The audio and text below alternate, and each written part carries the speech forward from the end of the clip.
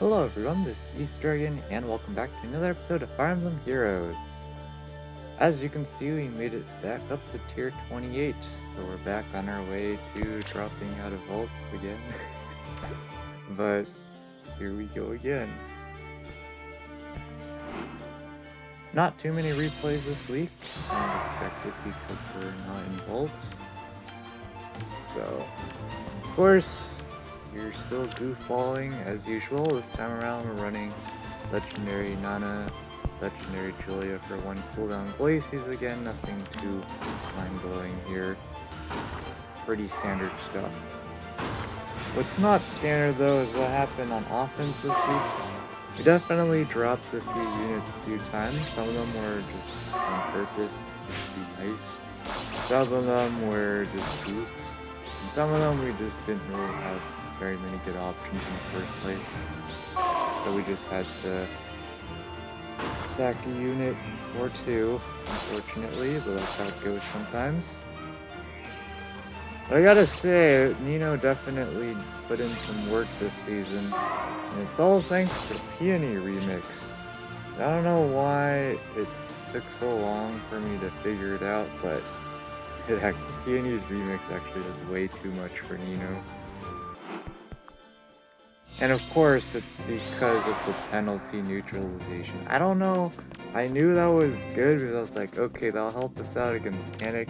I don't know why it didn't occur to me that it straight up helps us out against Bright Shrine, Chill Speed, Menaces, the whole 9 yards. It made a bunch of matchups possible that shouldn't have been possible. In fact, one of my matches was up against a Brave Zella and what's her name? Legendary Deirdre, and I gotta say, wasn't exactly expecting Nino to actually be able to survive Brave Zella. She actually straight up avoided getting doubled by him, even though he was running a low speed defense. So that was interesting. But to be fair, he also was running solo and attacked not solo, so that's definitely a hyper rare thing to see. Nino ended up dying because Legendary Deirdre, of course, was tempo in her base kit, so we couldn't prevent her from proccing her circlet. What is your special call? I don't remember. Circlet balance or something? I don't remember. But at the end of the day, we advantage killed ourselves there, essentially. Not the end of the world again. At that point in that matchup, I was like, we're gonna have to sack at least one unit or two. Ended up sacking, I think, 3? I don't remember. But here's the classic repo trap, nothing too mind-blowing. But traps like these could be prevented with Milla! Ta-da! Totally a great segue to talking about Milla's remix, which just released, I believe it was today, right? Was it yesterday? I don't remember. An actually insanely solid remix. Of course, it's not going to last, but boy, is it solid for now.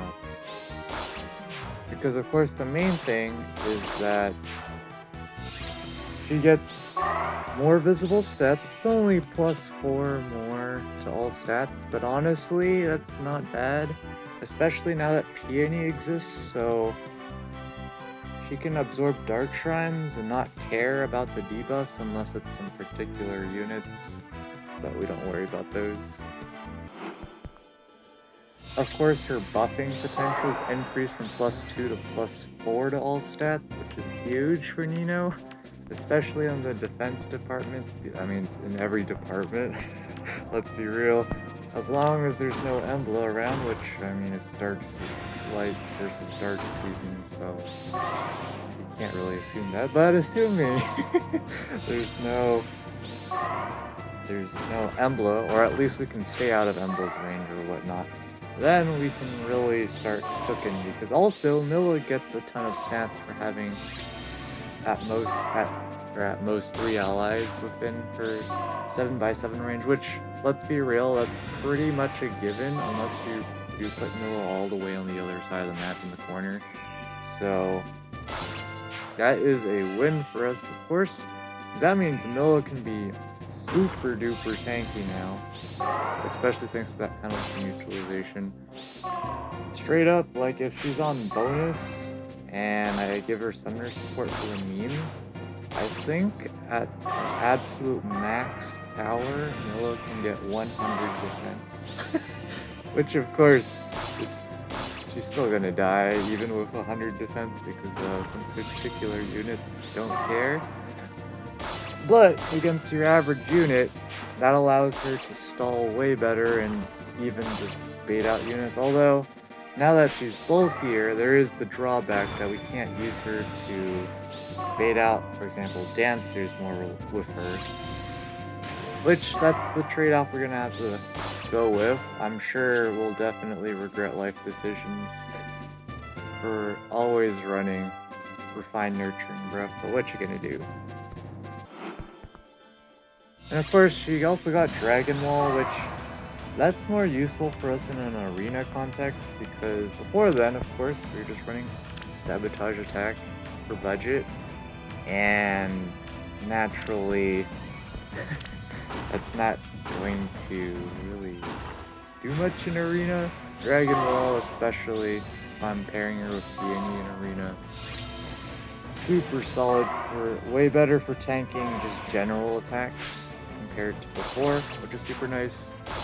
And of course, we haven't even talked about Milla's Churn Wheel too.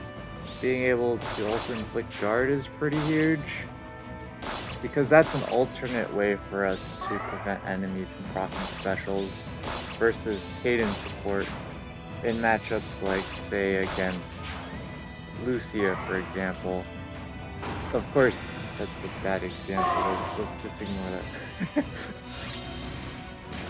Lucia matchup's pretty nasty though, not gonna lie. But another rip to Gale Force for us, not a surprise. And of course, another huge thing that Milla gives us is that extra support where we can neutralize the opponent's field buffs to attack, which again is absolutely huge. I feel like that's a super underrated effect, just in general, neutralizing bonuses. I know people are definitely appreciating it more now, but boy, when you have it, or even just attack, it would have been nice to also have it for speed, but I mean, it's mostly for Milla, so she can tank better. But for Nino, oh boy, is that gonna change some matchups real hard.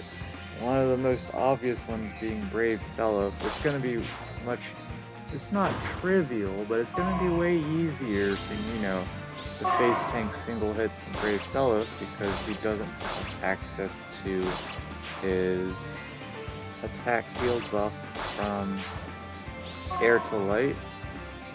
And that's a lot of, and of course there's a weapon triangle also involved here.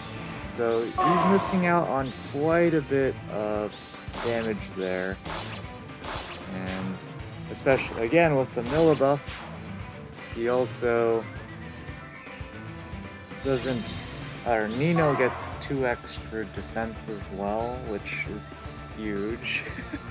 Every point of defense counts. Someday we'll get a Gatekeeper on Nino, or Gatekeeper for Nino, so we can even close reversal and get even more defense. But I'm genuinely surprised that we're actually... It's still not viable as it used to be, but using Nino now is not absolute pain. It's still pain, of course, because when there's Emblem involved and June and whatnot, we don't have access to our field buffs anyway because of the panic. But at least our stats don't go all the way down to 0. Speaking of down to 0, Legendary Male Robin, such a pain to deal with for us in Arena Assault Plus. Not necessarily because of him, but because of his allies that also get the grand strategy and a temple. But as you can see here, Legendary Julia doesn't care. But yeah, it's definitely super hard for us in Arena Assault Plus. I think we had to do 4 runs this time around, maybe 5, just because the matchups were absolutely insanely difficult. I think, of course, besides Legendary Male Robin paired with some particular units, like Dual Leg Yarn, holy cow. Imagine running Brave Bow with almost 70 attack, but you still can't kill in 2 shots. My goodness. Damage counts for the win, am I right? But yeah, stuff like that, absolutely insane. And of course, she wasn't even running Aya Shield, just straight up had so much defense that she was barely able to wall that. Ridiculous. Or like, what's her name? Duo Dagger with +6 all stats field buffs and the grand strategy shenanigans. Yeah, the things are quite jank in that respect. But the real elephant in the room is Lucia, of course, because max investment Lucia is incredibly difficult for us to deal with. We only have this tiny handful of units that can deal with her, maybe like 2 total for this set of seasons. But one of them, of course, is Brave Dimitri. She just does not stand a chance against hyper insane damage reduction. And it's not like my Brave Dimitri is bad investment at all. It's literally base kit with speed defense solo seal. Nothing too mind blowing there. No Dragon Flower investment or anything. It's just literally base kit. And she can't deal with them at +10 with Vital Astra, Repel, and all that stuff, just because she has no text against damage reduction except do more damage. Forehead. And while we were talking, all the replays breezed by because, of course, it's outside of Vault, so either people goof really hard or they nuke really hard. That's just how it goes around here. Not too big of a surprise. Of course, easily going to be top 20k, which is nice. We do get 28 more Divine Codes Part 3. And we'll also be getting a bit more from the rest of the stuff, like going back up to interval 20. Going back up to interval 20, you get an extra 8 versus dropping to 18. Because we have Harmonized Roy. As long as a bunch of people don't screw us over, we're fine. It's not the end of the world if we miss out on the last set of Divine Codes Part 8, the last set of Divine Codes Part 3. Decided to build up Gordon here pretty hard so I could stay. Turns out all 766s is overkill. Cutoffs have been super weak for the past 2 weeks in my opinion, just because we've been abusing blessings and can still get through with suboptimal units, but kind of went ham on Gordon for investment, and by going ham on investment I meant giving him sturdy impacts. So much investment, am I right? Jokes aside, definitely came in handy. He was actually able to take out a maxed out Halloween female Corrin. Just straight up face tank a single hit. And of course, because of sturdy impact, she wasn't running no follow-up, so she could only attack once and was nowhere near close to one-shotting him, so he was able to take her out after a dance. Because if he actually straight up two-shot her, that would have been insane, but definitely pretty nice. Poison Strike also super nice this season. Helped us win some matchups much more cleanly, especially with a bunch of units now getting more post-combat healing effects. Poison Strike definitely helps out deal with that. And of course the dreaded Arena Assault run. I actually didn't even change out Milla's kit for ever since the remix, because we don't really need it for the starting match. It doesn't affect her scoring in any way. But we got pretty fortunate a couple of times. We ended up seeing a 770. I ended up throwing that run because I forgot that a particular healer named Alincia has a particular ability to have some teleportation. So yeah, we got sniped down turn one. I was like, great job, self. Great job. Yeah, we're not gonna worry about that. We got a solid score overall. I ended up using 2 tactical retreats in this run still because there's some brutal matchups on some brutal maps. What can you do? Duo dagger with legendary male Robin is ridiculously tanky at times, to the point where I need about 90 attack on an archer to pick up the one shot because she's debuffing attack so hard. And of course, legendary male Robin's also debuffing our attack from downtown because it's global.